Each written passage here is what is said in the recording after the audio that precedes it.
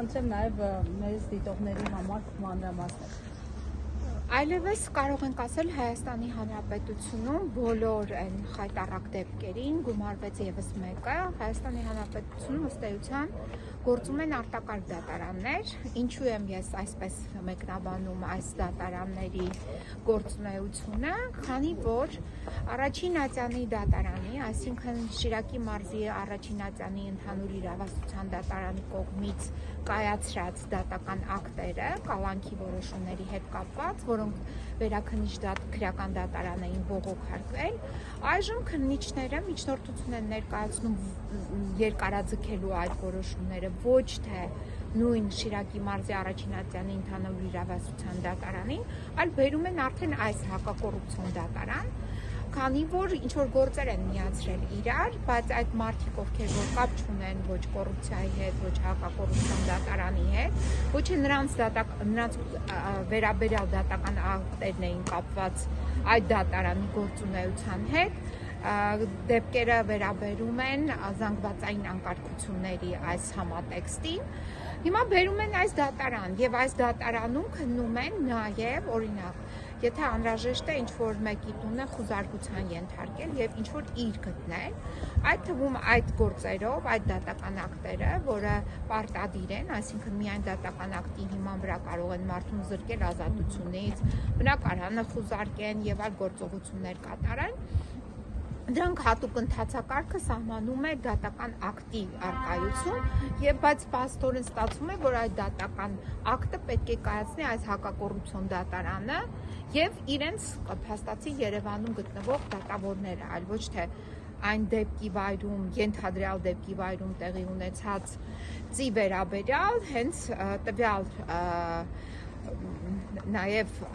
մարզի դատարանը։ Հիմա սա է, այս դեպքի հետ ենք մենք առնչվել եւ վաղը այս դատարանում պետք է քննվի օրինակ մի հատ տենց գործը երեկոյան ժամը 8-ին են նշանակել նիստը։ Այս գործը վերաբերում է Տիգրանին, ով նաև ավականու անդամ էր Գյումրիի եւ հրաժարվեց Գյումրիի ավականու անդամ լինելուց, որպեսզի այնտեղ քվորումի հետ կապված խնդիր չլինի։ Մենք բողոքարկեցինք նրա դատական ակտը, նրան կալանավորել էին Շիրակի մարզի առաջին ատյանի ընդհանուր իրավասության դատարանը կալանավորել էր 2 ամիս ժամկետով, բողոքարկվեց վերաքննիչ քրեական դատարան, վերաքննիչ քրեական դատարանը փոխեց այդ որոշումը տնային կալանք սահմանելով։ Հիմա քննիչը այդ 2 ամիսը անցնում է, միջնորդություն է ներկայացրել այս դատարանին, դուք պատկերացնում եք, միջնորդում է, որպեսզի երկարացնի այն դատարանի կողմից, այսինքն իր միջնորդության ցանկությունը շարունակի, բայց այս դատարանի կողմից։ Հիմա ամբողջ դատական համակարգը այսպիսի խառնաշփոթի մեջ են մցրել, այսինքն նույն մեղադրյալի համար, կալանքի գնացողի համար կանխատեսելի չէ վերջ ի վերջո օրենքով սահմանված որ դատարանը պետք է իր գործը քններ, մինչդեռ այս վարույթներով երբ զանգվածային անկարգության մեղադրանք է, ինչ կապ ունի հակակոռուպցիոն դատարանը։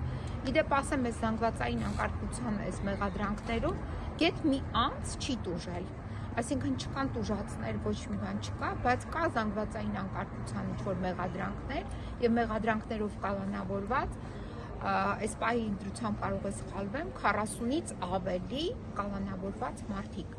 Այսինքն մենք գործ ունենք մի արտակարգ դրության հետ եւ այլևս ոչ մի բանի վրա պետք չի զարմանալ, եթե կարող են Հայաստանի Հանրապետությունում կին լրագրող օրինակ իր գործնեության համար կալանավորել, եթե կարող են 8 ամսական երեխային կալանավորել, ապա պետք չի զարմանալ, որ կարող են ստեղծել իրենց քիմքին հաճելի արտակարգ դատարաններ, որոնց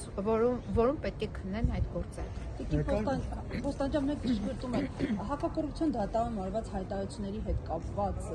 գործին էլ կանդրադառնանք, ինչի մասին է խոսքը։ Մենք չենք հասկանում ինչի մասին է։ Տեսեք, ուղիղ եթերում է դա տեղի ունեցել։ Իդեպ ասեմ, այս հակակոռուպցիոն դատարանը Տիկին Մերի Մուսինյանի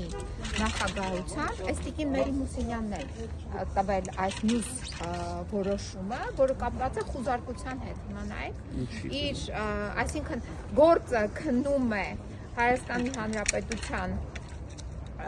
Շիրակի մարզային քննչական վարչության ավագ քննիչ Վսաֆարյանի կողմից գործը, բայց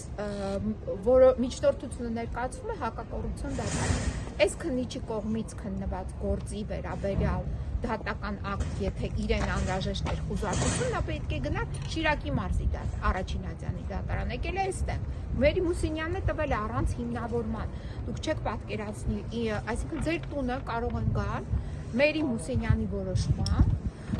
խուզարկեն, մտնեն ձեր օրինակ, չգիտեմ, ներքնազգեստի մեջ եւ փնտրեն եւ ի վերջո ոչինչ չգտնեն եւ ի վերջո հավաքեն ձեր ընտանիքի անդամների, օրինակ թոռների, երեխաների, աղջիկների հեռախոսները, տանեն, հետո չգիտեմ ինչ անեն, բայց հաջորդ օրը բողոքի արկայության պայմաններում հետ վերադարձնեն, ասեն կներեք, ձեզ հետ ենք վերադարձնում։ Սա է իրավիճակը։ Իսկ ինչ վերաբերում է այստեղ տեղի ունեցած դեպքին, դուք հիշում եք, ես միջնորդություն ներկայացրեցի, որ պետք է ապահովի իմ պաշտպանյալների նաև անվտանգությունը, որովհետև դատարանն է պարտավոր նաև ապահովել մեղադրյալների նաև անվտանգությունը, ովքեր որ գտնվում են կալանքի տակ։ Դատավորը թողել է, գնացել է, բայց դահլիճում են եղել։ Դահլիճում եղել են խոսակցություններ եւ երկու ոստիկան, որը ոչ մեկ չի լսել հայոյան, գնացել կեղծ մատնություն են արել, ցուցմունք են տվել, որ իբրև թե եղել է հայոյանք իմ վստահորդների կողմից, Սպարտակ եւ Վարդան Ղուկասյանների կողմից։ Նման բան չի եղել, բայց այդ մեղադրանքը իրենց անհրաժեշտ էր, որպիսի Սպարտակ Ղուկասյանին 2 ամսով միջնորդություն ներկայացնեին էլի էստեղի դատարանին, որպիսի կալանք տրվեր նրան։ Սրա համար է արվել, այսինքն այդ մեղադրանքը, այդ կեղծ մեղադրանքը անհրաժեշտ էր, որպիսի կարողանային միջնորդություն ներկայացնեին կալանավորման վերաբերյալ։ Հիմա սա ահաբեկման ինչ որ process է տեղի ունենում, առաջ Ստալինյան ժամանակներում ինչ որ տրոյկա դատարաններ էին եղել, այդպես էին մարդկանց եւ դատապարտում մահապատժի, վերացնում մարդկանց կամ ուղարկում Սիբիրներ, հիմա այս ձևով են մարդկանց ուղղակի ահաբեկում եւ կալանավորում։